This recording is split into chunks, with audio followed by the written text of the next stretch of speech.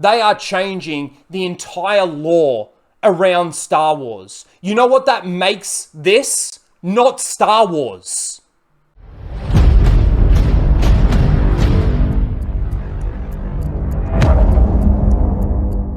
G'day guys, and welcome back to Raging Ryno. Alright, today I wanted to just go over a little bit more of the first episode of the Book of Boba Fett.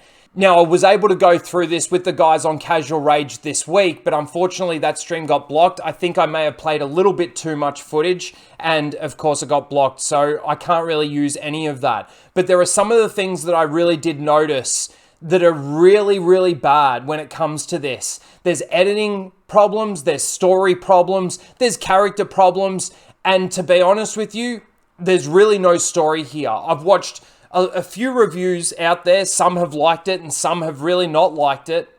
And to be honest with you, there's no redeeming qualities in this show. Not in the first episode anyway. So I just wanted to go through and point out some of the things that I noticed that you guys may have missed out there. Look, my intention isn't, if you did like it, to make you not like it. But one thing that I actually want people to notice is that just because it says Star Wars on it, just because it's Boba Fett, doesn't mean that this is good. Because it's really not. And they are changing the lore. They are changing George Lucas's Star Wars right before your eyes, without any respect. And if you guys out there think that John and Dave have respect for George Lucas, this proves that they don't. So anyway, let's go through and I'll point out some of the things that I noticed. So one of the first things is how he gets out of the Sarlacc pit. Okay, there's this stormtrooper in there. Where did this stormtrooper come from? Who knows? There was no stormtrooper with them at the end of Return of the Jedi when he gets pushed in there. And there's no occupation. At least in George's canon, there is no Imperial occupation on Tatooine. It was controlled by the Hutts. And Disney have come along and decided to just throw Imperials everywhere. Just, so that Boba can get some oxygen. So the way he gets out, punches his way through the wall of this thing. Go back a little bit here. Gets the oxygen, punches his way through, and then just lights it on fire. And then a few seconds later, he's just dug his way out. Now, look, there's some things that are left better not shown. And I think this is one of those moments left to the watcher's imagination. It's always been said that Boba Fett got out of the Sarlacc. But how they've shown it here in literally a couple of minutes is really poorly done. In my opinion, it is anyway. It doesn't add anything to his story, the fact that he gets out in such a way that we don't even still see it. Nobody knows how he got out of the Sarlacc pit. All they know is that he woke up in the Sarlacc's stomach, he sees a stormtrooper, goes and gets some oxygen, punches a hole through the stomach or something of the Sarlacc, uses his flamethrower to burn it from the outside in or the inside out, I don't know, and then he climbs through the sand. Digs his way through the sand when he's that weak and deprived of oxygen.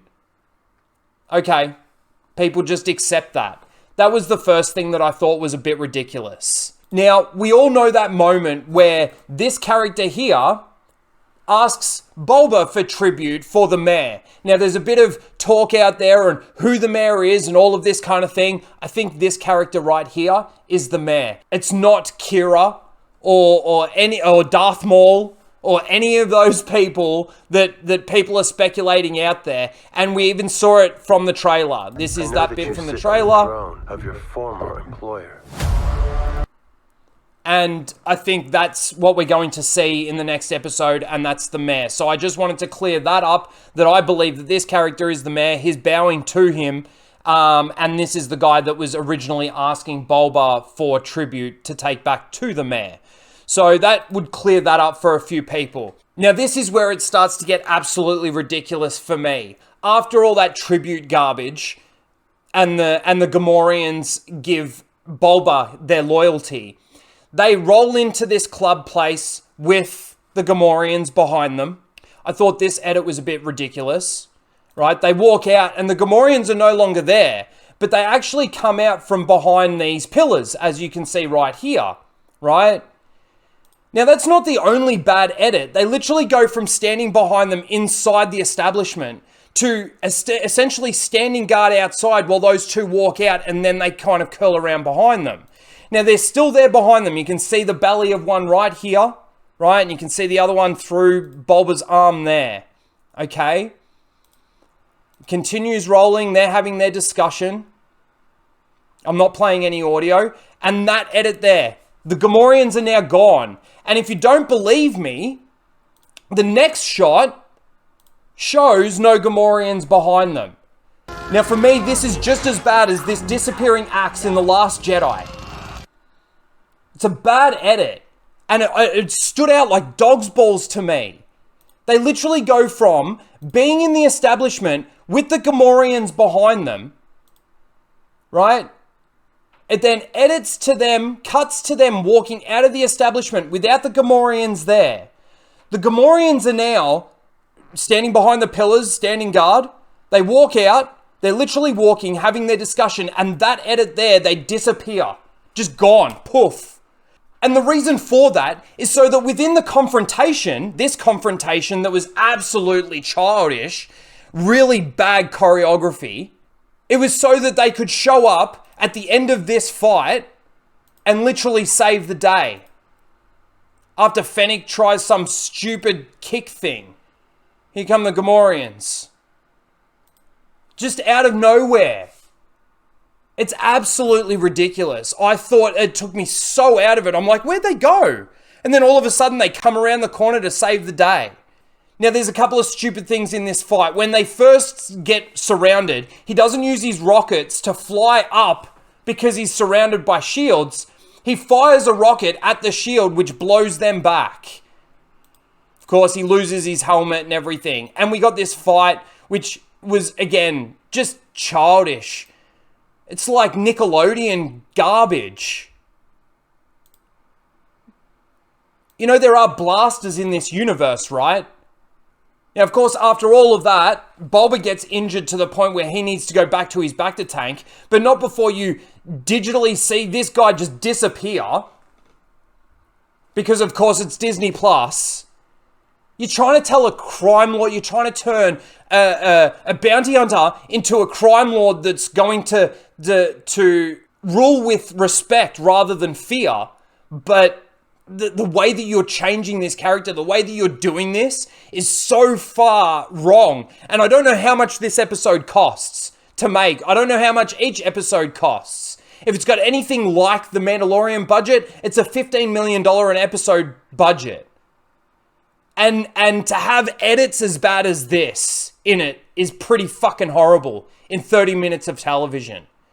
Now, that's not the only bad edit we get. There's the moment where Fennec Shand is chasing down these foot soldiers from Teenage Mutant Ninja Turtles. He throws a ninja star instead of actually having a blaster, and Fennec Shand literally jumps off the roof. Okay, she jumps off the roof. Now, as soon as she jumps off the roof, these two guys run in the opposite direction. Okay? They're running in the opposite direction, doing this stupid jumping around bullshit. And then, oops! How did she get in front of them? I know that's not really an editing error, but that's just more a how the fuck error. How the fuck did she jump off the roof in the opposite direction to the way they ran, and she beat them and just jumps over this ledge that she later on pushes one of them off? This is the most garbage storytelling, filmmaking, TV making, directing I have ever fucking seen. Take away all the dialogue, which was pretty much garbage as well. Just in the editing. People say this feels like Star Wars. What about this feels like Star Wars? Nothing in this felt like Star Wars. The only thing that makes this look like Star Wars are some of the characters, some of the Twi'leks, the droids. Even though they brought in some real world fucking droid thing that looks like a dog to actually walk through the courtyard. This is garbage. And then you've got this beast at the end. This beast that comes out of the sand and kills the Red Greedo and beats the shit out of Boba. He doesn't get knocked out at all. Bang. How is he not knocked out? He's okay. He gets back up. And he strangles this thing to death. Again, Boba got beat the shit out of in this episode. And so he should if he's going to be such a pussy in such a world where this shit isn't tolerated. Now, I know it's trying to tell two stories here. It's trying to tell the present day story from ongoing from The Mandalorian, and it's trying to tell his story as he got out and he became a Tusken, essentially. And that is my last little gripe. These Tuskens. Why don't they look like Tuskens? The only thing that makes them look anything like a Tusken is the fact that they're wearing these helmet things, the masks. The clothing, nothing about it looks like Tusken Raiders, Sand People. They are changing the entire lore around Star Wars. You know what that makes this? Not Star Wars. People can either accept that or not. You can watch this and enjoy it, but it ain't fucking Star Wars. They're changing the lore. They're changing the characters right in front of our eyes. No transitional period. Nothing to motivate him to rule with peace or with respect. It's just, that's the decision that this character has now made. Wow.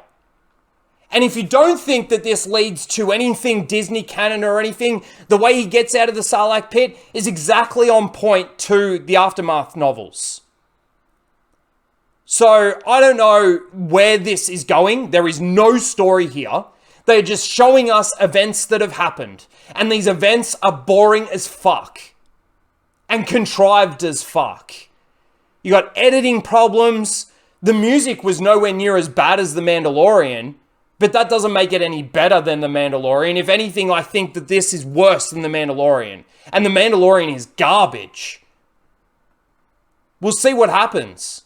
There's a kid Tusken that's probably going to be the babysitter in space. He's going to look after the kid after the entire tribe gets destroyed. Something like that. Anyway, they're my moments that I reckon a lot of people out there missed. There's some bad editing in there that's just as bad as the Last Jedi editing that nobody's talking about or that nobody noticed. But the dialogue is shit. It's just bad. It's not Star Wars. If you think it is, alright, cool. Enjoy. But I'll be here to tell you how much it's not Star Wars. Anyway, please let me know what you guys think about all of this in the comments below. Please don't forget to like, share, and subscribe, and we'll see you in the next one. Later, guys.